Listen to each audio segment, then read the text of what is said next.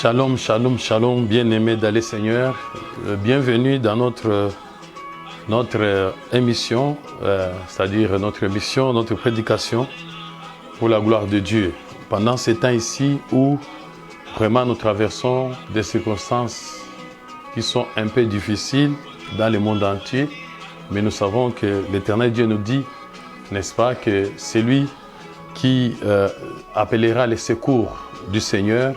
Dieu sera au rendez-vous, que nous puissions garder notre silence et l'Éternel seul, il combattra pour nous parce qu'il nous a garanti, il nous avait garanti la délivrance.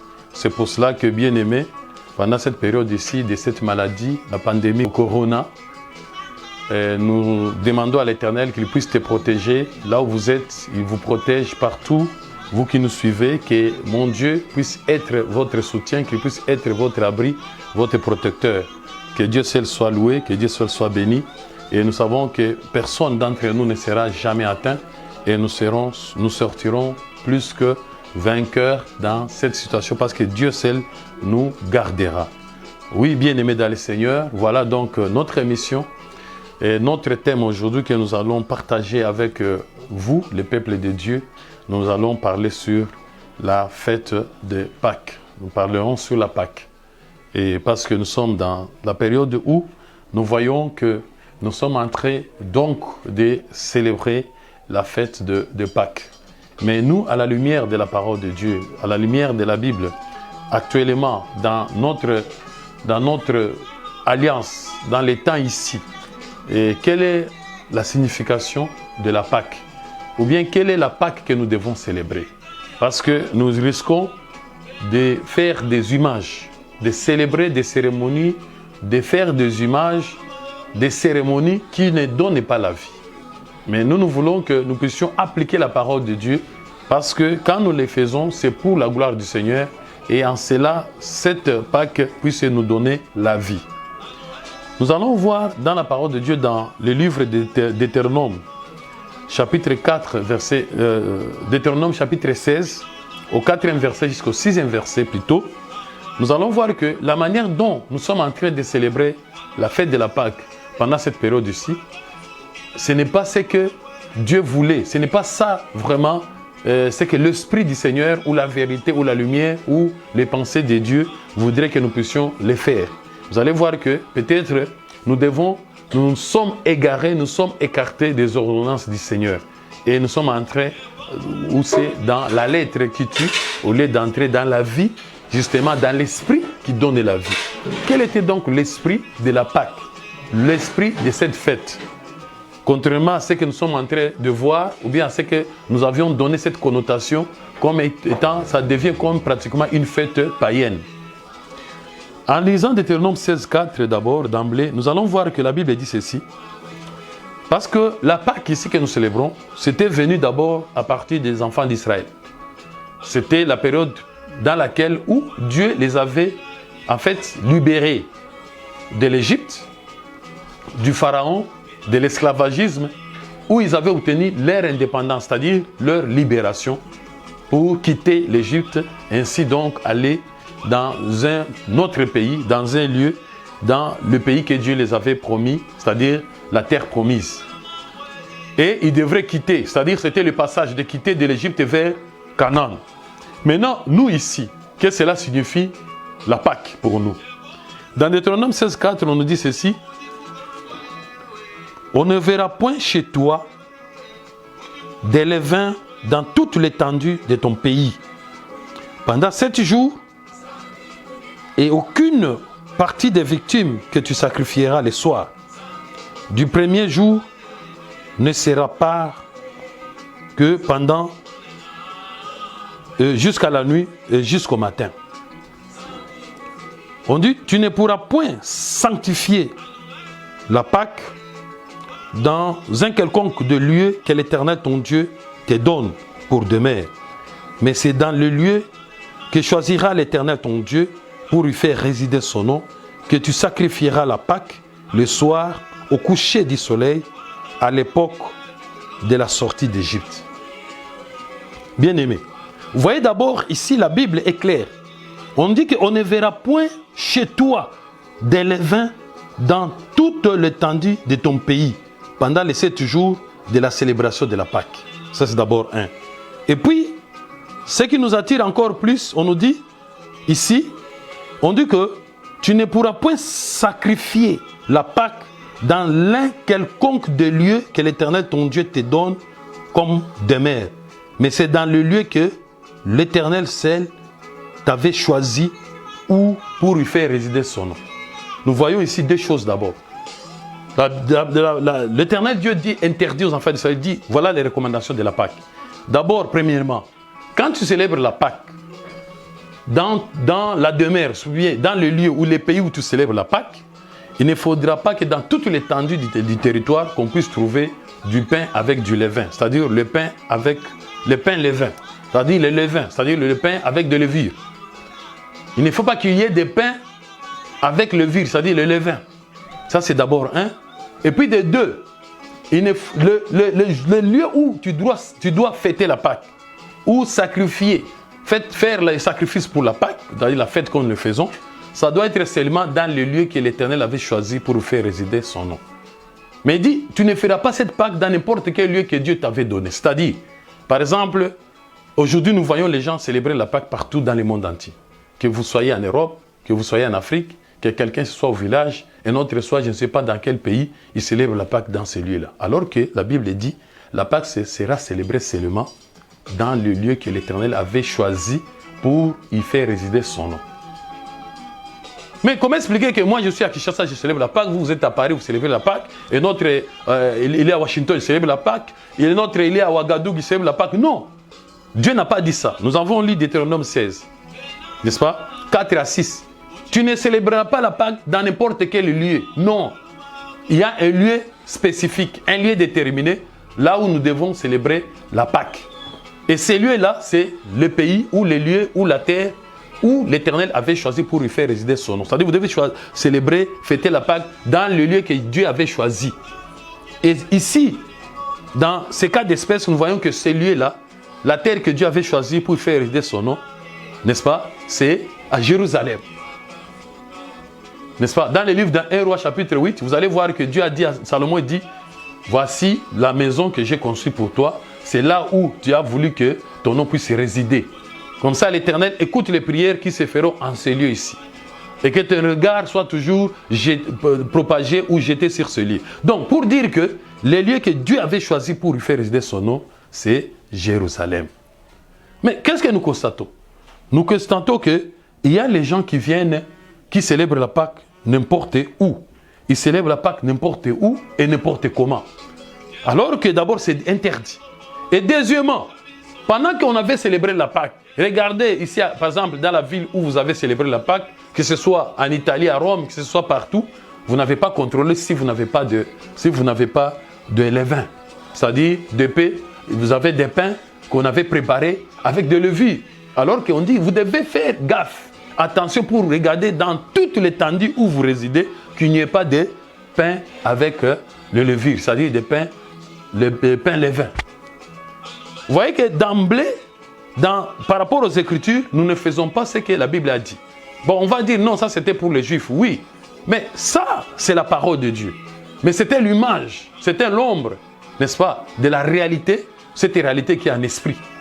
Cette réalité qui est spirituelle, que nous devons connaître, que nous devons choisir, que nous devons savoir maintenant, la parole de Dieu, de la Genèse de l'Apocalypse, ça me concerne moi. Maintenant, quelle est la lumière de cette parole ici? Nous continuons dans Nombre chapitre 9. Dans Nombre chapitre 9, verset 6,12. Nombre 9, 6, la Bible dit ceci. Au verset 6, gloire au Seigneur, il dit ceci.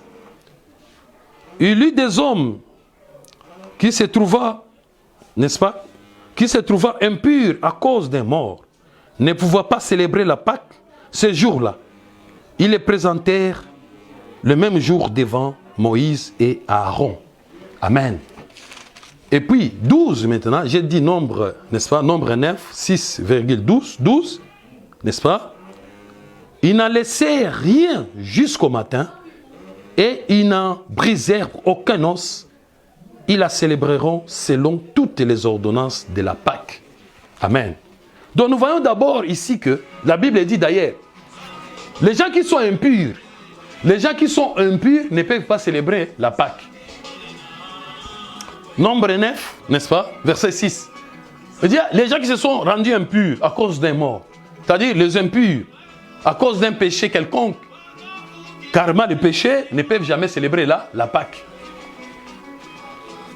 Et aussi, pendant la Pâque, on ne peut pas briser les os. C'est-à-dire, vous mangez, vous brisez les os. Non, on ne peut briser aucun os. Mais ce n'est pas de cette manière que nous avons célébré cette fête de Pâques. Les gens ont mangé du poulet, ils ont mangé de la viande, ils ont brisé les os, ils ont fait tout ce qu'ils ont fait, sans pour autant, d'abord, se référer à la parole de Dieu, célébrer tel que Dieu l'avait demandé. Amen. Et entre-temps, Dieu dit non, tu ne peux pas aussi célébrer la Pâque dans n'importe quel lieu. C'est la raison pour laquelle les enfants d'Israël n'ont jamais célébré la Pâque en Égypte. Ils n'ont jamais célébré la Pâque dans n'importe quel endroit. Non, ils l'ont célébré seulement quand ils étaient entrés à Jérusalem. Et chaque fois, ils se souvenaient du jour où l'Éternel, Dieu les avait libérés de l'Égypte. Ils devraient se souvenir de ces jours-là. Et c'est ces mêmes jours-là qu'ils devaient célébrer la Pâque. Vous voyez d'abord que Dieu était clair. Et aujourd'hui, nous faisons autre chose par rapport à ce qui est écrit. D'abord, nous les célébrons partout comme nous voulons, alors que nous devons les célébrer à Jérusalem. Et deuxièmement, on ne devrait briser aucun os pendant la fête de la Pâque. Et troisièmement, on doit faire attention qu'il n'y ait pas de pain levain, c'est-à-dire de levain, c'est-à-dire de pain avec levure dans nos maisons. Mais on ne les fait pas. Pourquoi on ne les fait pas? Parce qu'on dira, on n'a pas compris, est-ce que c'est vraiment la lettre, c'est l'Ancien Testament? Non. Justement, vous direz, mais est-ce que pour célébrer la Pâque, il faut que j'aille à Jérusalem? Il faut que j'aille en Israël? Non. C'est pour cela que nous voulons vous dire que la parole de Dieu, elle n'est pas la lettre, mais la parole de Dieu, elle est esprit. Quand Jésus-Christ a dit, mes paroles que je vous ai dit sont esprit et vie. La chair ne sert de rien. C'est l'esprit qui vivifie. C'est-à-dire que nous devons chercher l'esprit pour avoir la vie, pour nous vivifier, c'est-à-dire pour comprendre la parole, pour avoir la connaissance. La lettre tue, parce que si nous suivons la lettre, personne ne sera, n'est-ce pas, ne sera conforme par rapport à la pensée de Dieu, par rapport à la parole de Dieu. Nous venons de voir que nous tous nous sommes dehors. Mais qu'est-ce que signifie maintenant cette Pâque? Comment nous devons la célébrer, nous chrétiens, aujourd'hui? Comment nous devons s'y prendre, nous, aujourd'hui, à la lumière de l'esprit? Parce que Jésus a dit, l'heure est venue où nous devons l'adorer en esprit, en vérité. Voilà. C'est pourquoi nous allons toujours continuer, que la Bible nous éclaire là-dessus, que la Bible nous parle là-dessus. Amen. Bien-aimés dans le Seigneur, nous allons entrer dans 1 Corinthiens chapitre 5. Prenons nos Bibles et ouvrons dans Corinthiens, premier épître de Paul aux Corinthiens chapitre 5, n'est-ce pas, au verset 7 à 8. Gloire au Seigneur. Je suis très ravi que vous me suiviez et que Dieu vous bénisse là où vous êtes, bien-aimés dans le Seigneur. Dans 1 Corinthiens 5, 7 à 8, la Bible dit ceci. Voilà, 1 Corinthiens 5, 7 à 8. La Bible dit, faites disparaître le levain, afin que vous ayez une pâte nouvelle. Puisque vous êtes sans levain, car Christ, notre Pâque, a été immolé. Célébrons donc la fête, non avec du vieux levain, non avec un levain de malice et de méchanceté, mais avec le pain sans levain, c'est-à-dire le pain sans levain, n'est-ce pas, avec la pureté et de la vérité. Je répète, faites donc disparaître le vieux levain, afin que vous soyez une pâte nouvelle, puisque vous êtes sans levain, car Christ, notre Pâque, a été immolé. Célébrons donc la fête, non avec du vieux levain, non avec un levain de malice et de méchanceté, mais avec le pain sans levain, n'est-ce pas, de pureté et de la vérité. Gloire au Seigneur. Gloire au Seigneur. Amen, bien-aimés. La Bible dit que non, nous, notre Pâque, c'est Christ. C'est Christ qui est notre Pâque. Ah bon? Mais il est notre Pâque comment? Il dit, lui, Christ, c'est lui notre Pâque. Comme il est notre Pâques, lui, amen, maintenant il dit, nous devrons célébrer cette fête avec quoi? On ne nous a pas dit de célébrer avec, n'est-ce pas, avec tout ce que nous avons. Non, on célèbre la Pâques avec le pain sans levain. Avec le pain sans levain. Avec le pain sans levain. Donc nous devons faire disparaître toutes les levains.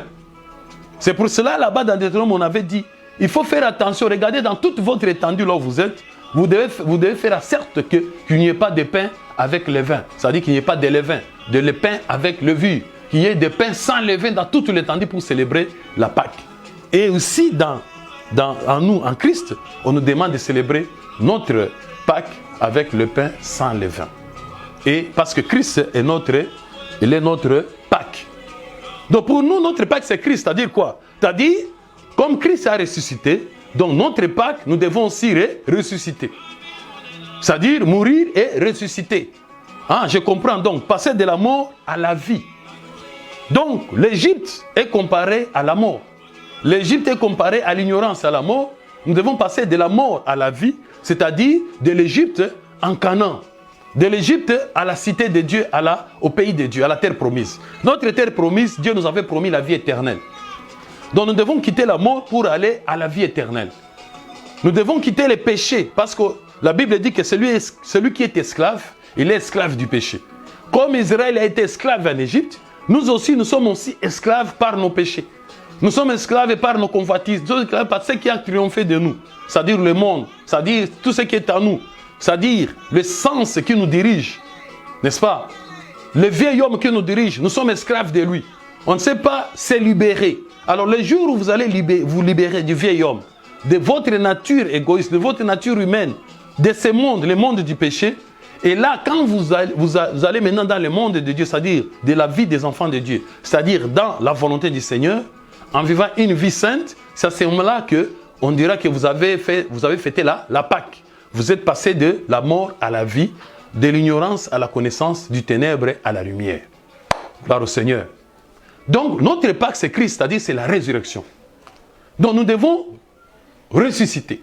C'est pour ça qu'on dit que tout celui qui est impur, tout celui qui s'est souillé, ne peut pas célébrer la Pâque.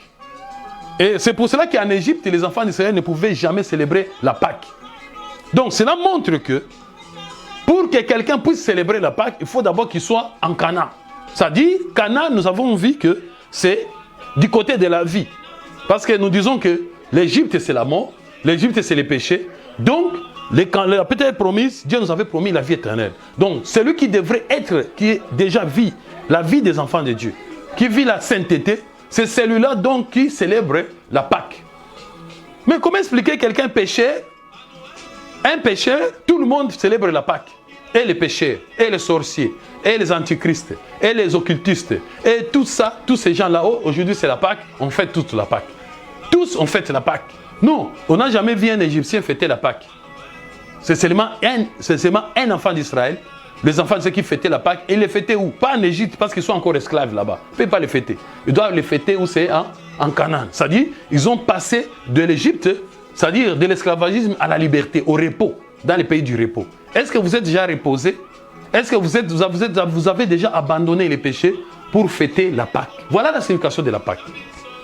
Mais aujourd'hui, qu'est-ce que nous faisons? On a pris cette fête comme étant la fête, n'importe quelle fête. Ça devient comme Saint-Valentin, ça devient comme, sans comprendre les tenants, les aboutissants, la signification même et la vie qui en fait, que cette fête transmet. C'est toute une vie, la Pâque. C'est-à-dire, lorsque vous n'êtes pas encore passé de l'Égypte, vous n'avez pas encore abandonné les péchés, vous n'avez pas encore laissé le mal, tu ne peux pas fêter la Pâque. Parce qu'on ne fêtera la Pâque que dans le lieu que Dieu a choisi. Qu'est-ce que Dieu t'avait choisi pour aller? Qu'est-ce que Dieu t'avait conduit? La parole de Dieu, quand elle vient vers toi, qu'est-ce qu'elle veut de toi? La parole de Dieu vient comme une lampe, comme un chemin, comme une lampe pour t'éclairer afin de quitter l'Égypte, de quitter les péchés, de quitter les ténèbres, de quitter la nuit, de quitter les œuvres charnelles, n'est-ce pas? Pour aller vers la lumière, vers la vérité, vers la vie, vers les œuvres de l'esprit. Vous quittez les 5 œuvres, les 15 œuvres de la chair pour aller vers le 9 fruits de l'esprit. Et quand vous êtes dans les 9 fruits de l'esprit, là maintenant vous pouvez fêter la Pâque. Et quand vous les fêtez, la Bible dit, vous ne les fêterez jamais, n'est-ce pas, en brisant les os. Alléluia, gloire au Seigneur. Que Dieu vous bénisse, bien-aimés. Vous qui me suivez de partout, je sais que tu es en train de me suivre, tu es en direct. C'est pour ça que je t'annonce que, donc, d'ici le 5 au 10, nous aurons notre montagne, la montagne du sacerdoce royal. Le 5 au 10 mai, nous aurons notre montagne, le programme de montagne de la du sacerdoce royal, c'est-à-dire les 7 jours de chaîne de prière, où nous allons passer des moments forts de prière, des enseignements, et la grâce de Dieu sera avec nous. Je sais que vous participerez avec nous, vous serez avec nous en communion pendant cette date-là. Et à la prochaine, nous annoncerons notre prochain thème que nous allons parler. Et si Dieu le veut, nous parlerons sur le baptême. Mais aujourd'hui, nous sommes en train de parler sur ce thème important qui est la Pâque. La Pâque, on le célèbre avec quoi? Avec le pain sans levain. C'est pour cela, le jour de la Pâque, notre Seigneur Jésus-Christ, qu'est-ce qu'il avait fait? Dans Jean chapitre 13, premier verset. La Bible dit ceci, Jean 13, premier verset. Célébration de la Pâque. Voilà comment Jésus-Christ avait célébré la Pâque. Et je vous invite aussi à faire de même, si vous voulez célébrer la Pâque du Seigneur, la véritable Pâque. La Pâque qui vous amène, qui vous apporte la bénédiction de Dieu, qui vous apporte le salut, qui vous apporte la vie, et non la Pâque mondaine. La Pâque comme toutes les autres fêtes de ce monde, comme le Saint-Valentin, comme la fête, je ne sais pas, de Nouvel An, comme la fête, je ne sais pas, des parents, la fête, je ne sais pas, des poissons, la fête, je ne sais pas de quoi. Non, non, non. Nous sommes dans la Bible, dans la parole de Dieu, et cette institution, elle est sacrée. Et voilà comment Jésus avait dit la célébration de la Pâque. Avant la fête de Pâques, Jésus, sachant que son heure était venue de passer de ce monde au Père, et ayant aimé les siens qui étaient dans le monde, mit les combles à son amour pour eux. Amen.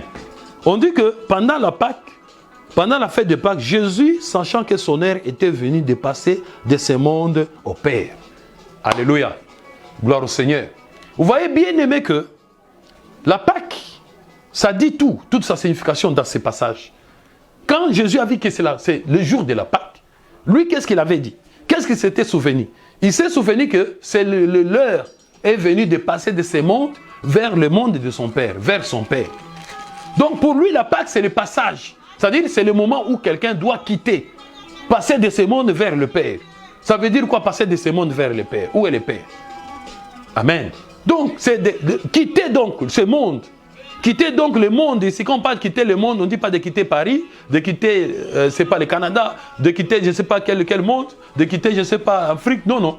On dit de quitter ce monde. Le monde ici, on dit que Dieu a tant aimé le monde était dans les ténèbres. C'est-à-dire le monde des ténèbres, c'est-à-dire le péché, le mal, le mauvais cœur, la méchanceté, cette vieille manière de vivre insensée, pour aller vers le Père. Le Père, c'est la parole de Dieu. Le Père, c'est la vie de Dieu. Le Père, c'est l'Esprit. Le Père, c'est tout ça. Dieu est amour, Dieu est bonté, Dieu est miséricordieux, Dieu il est merveilleux. Donc, c'est de quitter donc cette mauvaise manière de vivre pour aller vers notre. C'est-à-dire, c'est donc mourir et ressusciter. C'est pour ça que nous disons que la Pâque, c'est la résurrection de Jésus-Christ. On ne dira pas que c'est la résurrection de Jésus-Christ. Non, c'est toi qui devais ressusciter avec lui. Comme nous dit bien la Bible. C'est nous qui devons ressusciter avec lui. Ce n'est pas dire seulement non, c'est la résurrection de Jésus. Non, c'est Jésus qui ressuscite, il doit ressusciter en vous. Ce n'est pas le Jésus de 2000 ans. Le Jésus de 2000 ans, non, il a été ressuscité, il a ressuscité. Non, non, c'est Jésus qui devrait ressusciter en vous-même.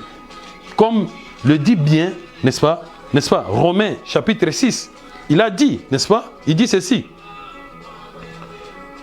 Il dit, nous avons donc, Romains chapitre 6, verset 4, nous avons donc été ensevelis avec lui par le baptême à sa mort, afin que comme Christ est ressuscité des morts par la gloire du Père, de même nous aussi, nous marchons à nouveauté de vie. En effet, n'est-ce pas, si nous sommes devenus une même plante avec lui par la conformité à sa mort, nous le serons aussi par la conformité à sa résurrection, sachant que notre vieil homme a été crucifié avec lui, afin que le corps du péché fût détruit, pour que nous ne soyons plus esclaves du péché. Alléluia. Donc, vous voyez, la résurrection de Jésus-Christ, c'est ta résurrection. C'est-à-dire marcher en nouveauté de vie. C'est-à-dire détruire le corps du péché pour maintenant marcher selon un esprit nouveau. Voilà la résurrection. Mais vous, vous n'êtes pas ressuscité. Vous ne marchez pas en nouveauté de vie. Vous n'avez pas détruit le corps du péché. Maintenant, comment expliquer que tu es en train de fêter la Pâque? Quelle Pâque tu fêtes? Quelle sorte de Pâque? Qui a ressuscité? Qui est passé de ce monde vers le Père? Alors que vous êtes devenu, vous êtes le même. Tu n'as pas passé, tu n'as pas traversé, n'est-ce pas, la mort. Tu n'as pas vaincu, n'est-ce pas, tes passions. Tu n'as pas vaincu tes convoitises. Tu n'as pas vaincu, je ne sais pas, ta haine. Tu n'as pas vaincu. Tu n'as pas vaincu ta jalousie. Tu n'as pas vaincu tes malices, n'est-ce pas, ta ruse, ton escroquerie, je ne sais pas quoi. Alléluia. Donc, vous voyez que ça signifie beaucoup. C'est à ce moment-là que tu peux dire, oui, aujourd'hui j'ai fêté la Pâque. Et vous verrez que pendant toute votre vie, vous n'avez jamais fêté cette Pâque-là. On l'a fête en esprit. C'est-à-dire, vous célébrez votre résurrection. Vous célébrez votre abandon du péché. Vous célébrez votre passage, n'est-ce pas, de l'état du péché vers l'état d'enfant de Dieu. D'un esprit nouveau. Votre vieil homme a été détruit. Le corps du péché a été détruit en vous. Mais vous fêtez la Pâque tout en vous maintenant dans le péché. C'est quelle Pâque vous fêtez? Parce que le Pâque, c'est, n'est-ce pas, le Pâque, c'est la résurrection. C'est l'heure où vous devez passer de ce monde vers le monde des enfants de Dieu. Alléluia. Donc, vous voyez que Jésus, comme il savait que la Pâque était venue, il fallait qu'il donne une signification exacte. Parce que lui dit, il n'est pas venu abolir la loi, mais il est venu donner le bon sens. Il fallait qu'il donne le bon sens de cette Pâque-là. C'était quoi? C'était donc, il fallait que les gens acceptent de mourir par rapport au péché. C'est-à-dire d'abandonner leur vieille vie, de mourir dans la vie de ce monde ici. Tu dois mourir dans la vie de ce monde. Tu veux toujours qu'on puisse te glorifier partout.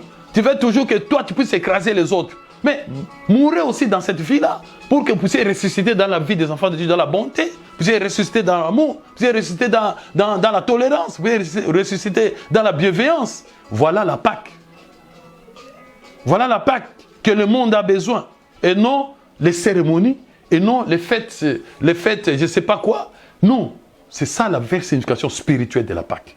Et pour célébrer cette Pâque, pour accomplir vraiment cette Pâque, on la célèbre avec le pain.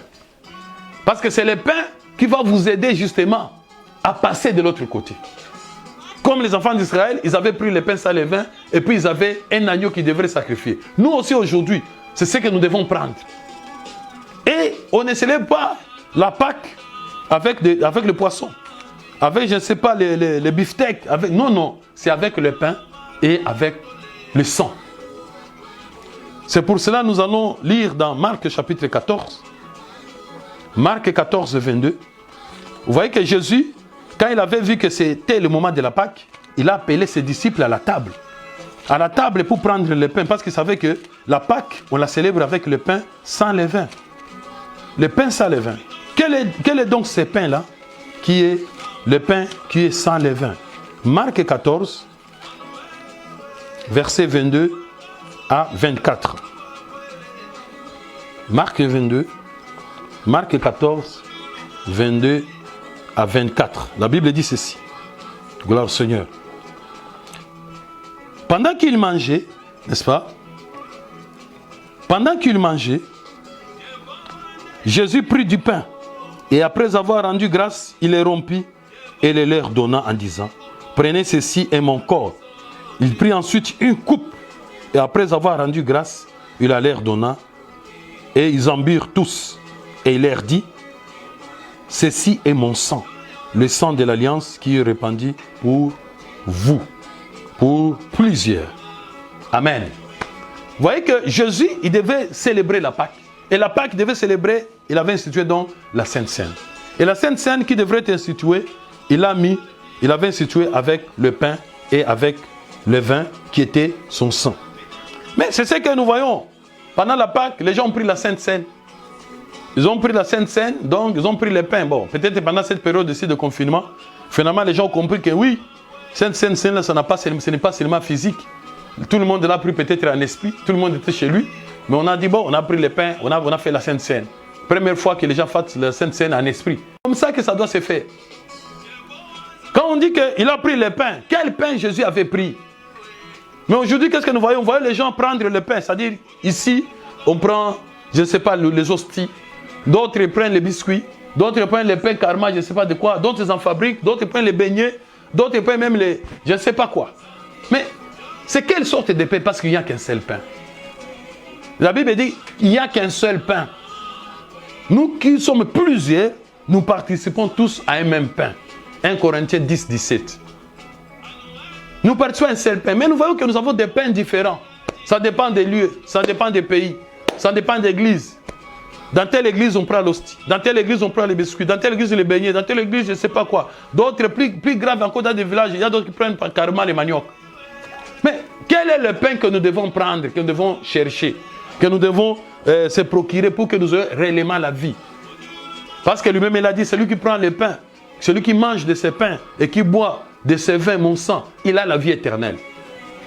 Est-ce que les biscuits, est-ce que les gâteaux, est-ce que les hosties, est-ce que tout ça, ça donne la vie? Ça nous donne la vie éternelle? Non.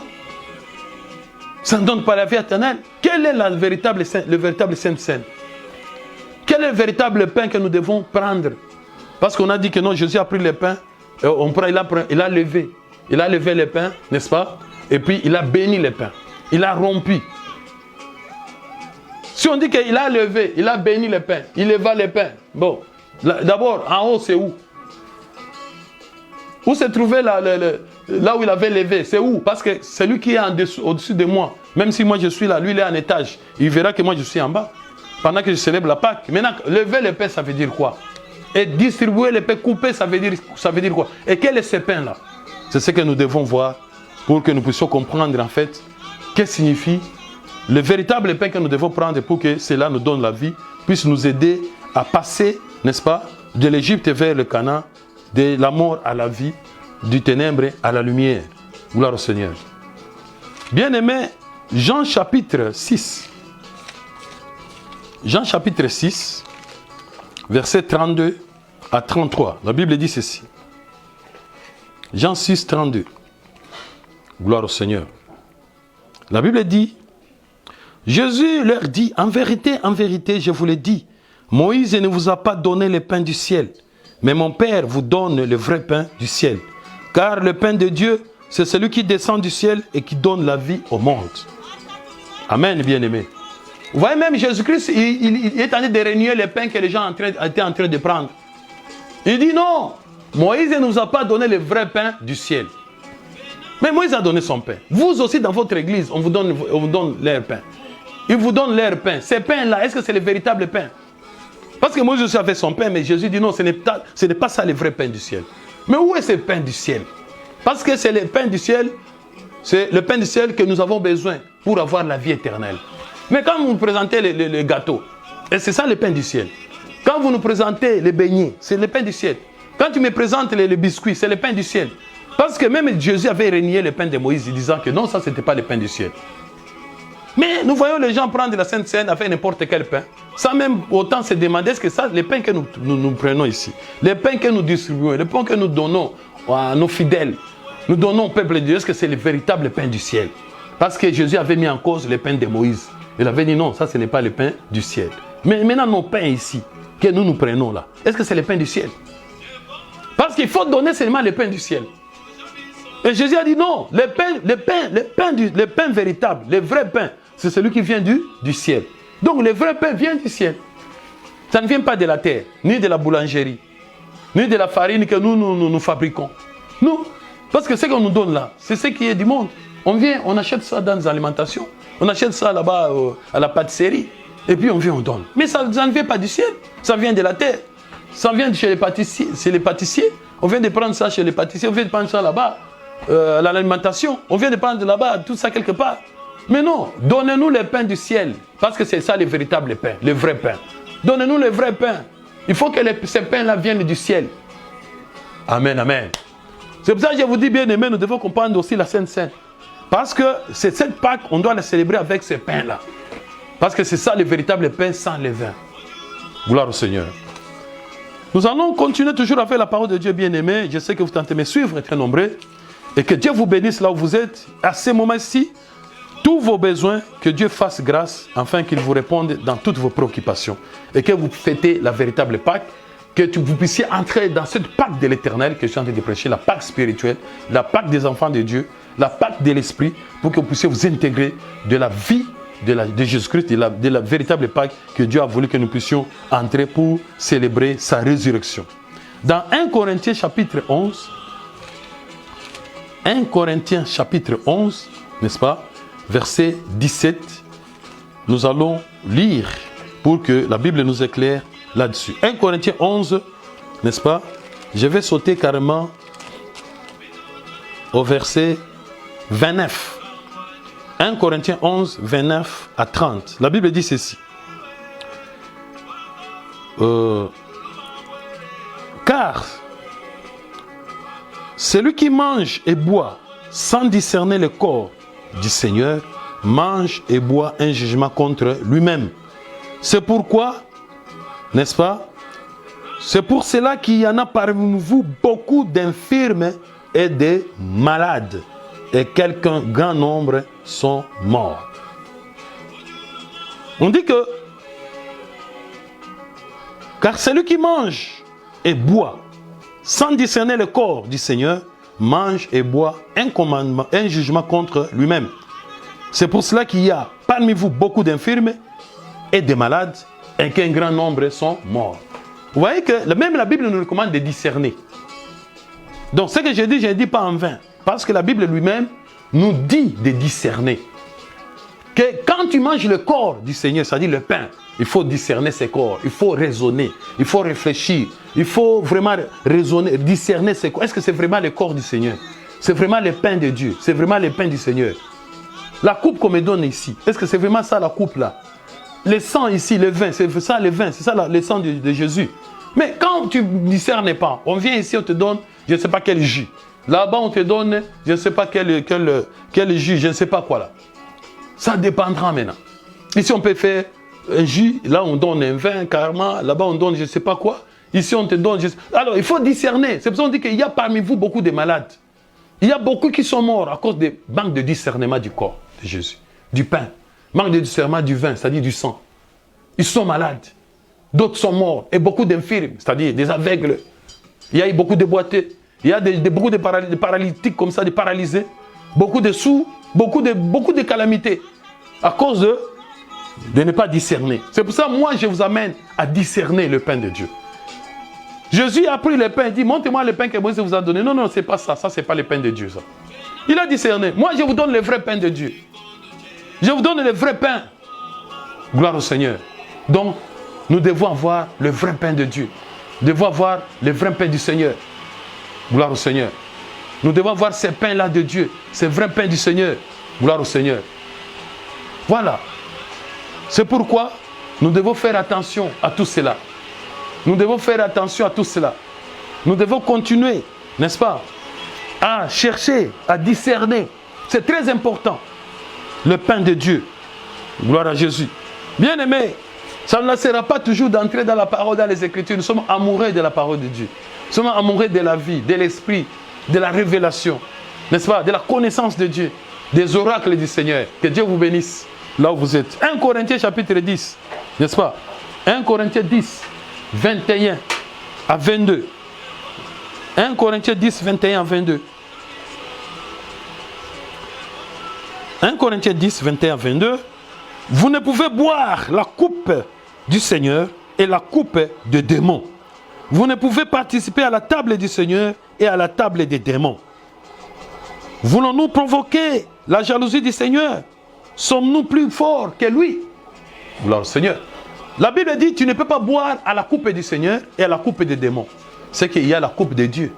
Il y a la coupe. Cette coupe-là, ce n'est pas n'importe quelle coupe. Ce n'est pas à vous de chercher la coupe.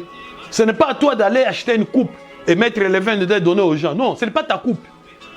Parce que cette coupe-là ici, peut-être une coupe de cette forme. Là-bas, c'est trop grand. Ici, c'est trop petit. Là-bas, c'est juste un gobelet. Non. Ici, on a dit, il y a Dieu lui-même a sa coupe. Et Satan aussi a sa coupe. Tu ne peux pas, en même temps, tu participes, c'est-à-dire tu bois la coupe du Seigneur et le lendemain, tu viens, tu bois la coupe de Satan, à la coupe du diable, à la coupe des démons. Donc la coupe là, ça appartient à Dieu. C'est Dieu qui te le donne. Donc quand Jésus avait présenté la coupe, il a pris la coupe, il donne à ses disciples. C'était la coupe que Dieu lui avait donnée. La coupe que le Seigneur, le même Dieu, son Père, lui avait donnée. Lui aussi, il a pris cette coupe, il a donné aussi à ses disciples. Et cette coupe, Dieu avait dit, vous devez les distribuer entre vous. Vous devez les distribuer entre vous. Parce que celui qui boit cette coupe, il participe à mon alliance. C'est l'alliance du sang éternel. Distribuez-la entre vous. Mais on ne distribue pas. Nous voyons, on vient dans telle église, c'est une forme de coupe. D'autres églises, c'est une autre coupe. Ici, c'est un gobelet. Là-bas, je ne sais pas quoi. Mais la coupe, là, c'est unique. C'est une seule coupe que Jésus a reçue auprès de son Père. Et lui aussi, il a donné. Et les pains également. Les mêmes pains. Et quelle est cette coupe-là que nous devons chercher à connaître? Rappelez-vous en Gethsémane, dans Matthieu 26, 39 à 43. Qu'est-ce que Dieu avait dit? Matthieu 26, 39 à 43. Jésus a dit, Seigneur, est-ce qu'il n'y a pas moyen que tu puisses faire passer cette coupe? Non pas ma volonté, mais ta volonté. Ah, vous voyez que cette coupe-là, Dieu lui avait présenté la coupe en Gethsémane. Jésus a prié et dit, Seigneur, ôte-moi cette coupe. Enlève, fais passer la coupe. Mais Dieu a dit, non, non, prends la coupe, tu vas la boire. Et il a pris la coupe. C'est ce qu'il est allé aussi vers ses disciples pour leur donner la coupe. Mais aujourd'hui, nous avons des différentes coupes, de plusieurs sortes, de plusieurs types et de plusieurs manières. Également aussi les pains. Nous devons avoir le même pain. Ce pain-là, c'est quel pain? C'est quel pain bien-aimé? Allons directement dans Matthieu 16 pour connaître les pains, les véritables pains de vie. Matthieu 16, à partir du 5e verset. 5 en 12. Les disciples, en passant à l'autre bord, avaient oublié de prendre de pain. Jésus leur dit, gardez-vous avec soin du levain des pharisiens et des sadducéens. Jésus leur dit, gardez-vous avec soin du levain des pharisiens et des sadducéens. Les disciples raisonnaient en eux-mêmes en disant, c'est parce que nous n'avons pas pris de pain. Jésus, l'ayant connu, dit, pourquoi raisonnez-vous en vous-même, gens de peu de foi? Car sur ce que vous n'avez pas pris de pain, êtes-vous encore sans intelligence? Et ne vous rappelez-vous pas les 5 pains de 5000 hommes et combien de paniers vous avez emportés? Ni les 7 pains de 4000 hommes et combien de corbeilles vous avez emportés? Comment ne comprenez-vous pas que ce n'est pas au sujet de pain que je vous ai parlé? Gardez-vous du levain des pharisiens et des sadducéens. Alors, ils comprirent que ce n'était pas du levain de pain qu'il avait dit de se garder, mais de l'enseignement des pharisiens et des sadducéens. Alléluia. Alléluia, gloire au Seigneur. Donc, même les disciples avaient du mal à comprendre le langage de Jésus. Jésus, jusqu'à ce qu'elle leur a dit, vous aussi, je croyais que vous devez être intelligent, vous devez me comprendre plus que cela. Jusqu'à présent, vous aussi, vous êtes dans l'ignorance. Vous ne comprenez pas que quand je parle de pain, je ne parle pas de pain physique. Je ne parle pas de gâteaux, je ne parle pas de beignets, je ne parle pas de pain de pâtissier, mais je parle des enseignements. Le pain, c'est l'enseignement. Donc, ça dit, les pharisiens avaient leur enseignement. Hérode aussi, il y avait aussi le pain d'Hérode. Hérode aussi avait son enseignement. Les sadducéens aussi avaient leurs enseignements. Les sadducéens avaient leurs enseignements. Les pharisiens avaient leurs enseignements. L'Hérode aussi avait son enseignement. Et Jésus a dit, gardez-vous de leurs enseignements. C'est-à-dire de leur pain. De leur pain. Parce que leur pain, c'est le pain avec de levure. Ils mettent du levain dedans. Donc, le pain de Dieu, c'est son enseignement, sa parole. Mais c'est une parole sans levure. C'est-à-dire, les pharisiens, ils aiment mettre la levure pour faire gonfler, pour faire grandir le pain, pour embellir le pain. C'est ce que nous voyons des enseignements charnels, où les gens, on vous enseigne pour vous plaire. Des enseignements où on ajoute des histoires, pour que ça sonne bien aux oreilles, pour que ça vous cajole. Des enseignements comme des savoir-vivre, des bonnes manières, des trucs, tout ça. Tout ça, ça n'a rien à voir avec la parole de Dieu, avec l'esprit de l'homme. Ça n'a rien à voir. Ça n'a rien à voir avec l'esprit, avec votre salut. On vous enseigne les bonnes manières, le savoir-vivre, le truc, ceci. Oh non, dans l'église, on vous enseigne comment faire les affaires avec Jésus. C'est bien bon, les affaires. Mais les affaires, ça va rester ici. Combien de grands hommes d'affaires sont partis? Mais leur âme est partie où? Leur esprit est parti où? C'est ça maintenant, les enseignements des pharisiens. Tout le monde amène sa doctrine, son enseignement. Nous ici, et les gens se choisissent, ils achètent les pains selon leur goût. Moi j'aime tel pain, moi j'aime le croissant, moi j'aime les nini, moi j'aime ceci, moi j'aime cela, les pains français, moi j'aime les pains ceci, moi j'aime pas ces pains, j'aime ceci. Il choisit le pain. Il choisit, pourquoi? Parce que selon son goût. Mais non, non, non. Il dit non, vous ne vous fiez pas à ces enseignements-là. Ça attire. Ça attire, c'est bien là. C'est bien donné, c'est bien tout ça. Avec des poèmes dedans. Avec des soirs qui plaisent aux gens. Juste comment on appelle? Des phrases. Hein? Si vous voyez bien, vous allez voir, c'est juste ça veut dire l'éducation sociale. C'est la morale. Hein? Donc on prêche la morale à l'église, la morale. Nous, la parole de Dieu, c'est plus que la morale. La parole de Dieu, c'est plus que la morale. C'est-à-dire, le pain, c'est l'enseignement. Mais ces pains doivent venir du ciel. C'est-à-dire l'enseignement d'en haut. C'est-à-dire l'enseignement spirituel, la parole spirituelle. C'est pour ça que Jésus, il a pris le pain, il a soulevé le pain. Il a élevé ce pain-là. N'est-ce pas? Pourquoi il fallait chaque fois, essayer de soulever, essayer de bénir le pain? Parce qu'il fallait que cet enseignement, même quand vous lisez la parole, les Écritures, la Bible, il ne faut pas que vous le compreniez dans le sens charnel. Il faut élever les Écritures. Il faut chercher à faire sortir du sens charnel pour l'élever en esprit. Mais Dieu a dit ceci. Au commencement, Dieu créa les cieux et la terre. Il ne faut pas regarder le ciel et vous regardez la terre. Vous dites, oui, c'est ce que la Bible a dit. Non, non, non. Cherchez à enlever cette écriture. Essayez un peu d'amener cela dans l'esprit. Qu'est-ce que cela veut dire en esprit? Et à ce moment-là, tu peux maintenant commencer à distribuer. Ne distribuez jamais les pains. Ne donnez jamais aux gens l'enseignement sans que vous l'ayez amené dans l'esprit. C'est-à-dire dans les pensées de Dieu. Faire sortir cela de la dimension humaine. De l'entendement charnel. Quand on dit par exemple que Jésus, n'est-ce pas, il y avait une femme qui était venue laver les pieds de Jésus. Les pieds de Jésus. Et vous comprenez seulement qu'il y a le pied comme ça, comme vos pieds. Et la femme est venue, elle a essuyé les pieds. Et c'est tout, vous êtes là. Oh, cette femme, elle était vraiment, elle était jolie, elle était très gentille. Elle avait la foi. Elle s'est jetée aux pieds de Jésus. Elle a essuyé ses pieds, les pieds qui étaient sales. Est-ce que vous avez vu ces pieds-là sales? Vous ne comprenez rien. Mais Jésus est la parole, il est le même aujourd'hui éternellement. Jésus, il est là, il est aujourd'hui, il est le même, il n'a pas changé. Tu peux me montrer ses pieds? Parce qu'il n'a pas changé. Montre-moi ses pieds aujourd'hui, pour que moi aussi je vienne s'agenouiller à ses pieds. Quels sont ces pieds-là? Parce que Jésus est la parole. Quels sont les pieds de la parole? Où sont les pieds de la parole? C'est ça maintenant, il faut commencer maintenant à élever le pain. Élève maintenant le pain. Ne mangez jamais un pain non élevé. Il faut d'abord que ce pain soit élevé en haut pour que ça sorte d'en haut et que ça descende. Là maintenant, ça peut donner la vie. Mais un pain qu'on ramasse seulement par terre, c'est-à-dire les Écritures, tu lis, tu donnes. L'homme aura pour les ennemis les gens de sa maison. Ma maison, c'est-à-dire ma maison où j'habite maintenant, là. Et c'est ça, les ennemis, c'est ma femme et mes enfants. Est-ce que vous avez élevé les pains? Est-ce que vous avez élevé les pains? Non. Directement, vous croyez seulement. Oh non, c'est ça. La Bible a dit seulement. A dit cela. C'est ce que la Bible a déclaré. N'est-ce pas? C'est ce que la Bible a dit. Et la Bible est claire là-dessus. Alléluia, gloire au Seigneur. La Bible a dit que l'homme, la femme doit se taire. Elle doit garder le silence. Elle ne peut pas parler. Qu'elle se taise dans l'assemblée. Donc c'est cette femme ici. Toi, il ne faut pas parler ici. C'est toi. Pendant qu'elle chante, pendant qu'elle fait des témoignages, pendant qu'elle glorifie le Seigneur dans l'église. Est-ce que là, elle ne parle pas? Vous voyez qu'il faut élever les pains. Il faut élever les pains. Gloire au Seigneur. Donc voilà pourquoi nous disons que les pains là, c'est la parole de Dieu. Pour terminer, nous lisons Jean chapitre 6, verset 35. Jean 6, 35. La Bible dit ceci. Jean 6, 35. Jean 6, 35. Il lui dit, Seigneur, donne-nous toujours ces pains.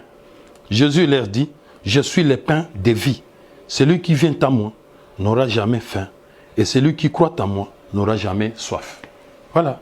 Quand il a parlé du pain, il savent, non, ça c'est pas les pains, les véritables pains. Moïse ne nous a pas donné les pains, c'est pas ça, tout ça. Il dit, oh, finalement, où est ces pains-là? On ne les voit pas. Est-ce que ces gens-là n'avaient pas de gâteaux? Ils avaient des gâteaux, ils avaient des biscuits, ils avaient les pains des pâtissiers. Pourquoi ils n'ont pas vu ces pains? Pourquoi ils devaient demander à Jésus? Seigneur, finalement, Tosuki, finalement, nous sommes fatigués. On ne voit plus rien. Bon, on coupe court. Donne-nous ces pains-là. Parce qu'on ne voit plus. Par rapport à nos pains que nous avons, vous voyez que tous ces pains, vous les avez refusés. Donne-nous finalement ces pains. Et Jésus a dit, non, c'est moi les pains de vie. C'est moi les pains de vie. C'est moi les pains, c'est-à-dire lui qui est la parole de Dieu. La parole d'en haut, la parole spirituelle, et non la parole charnelle.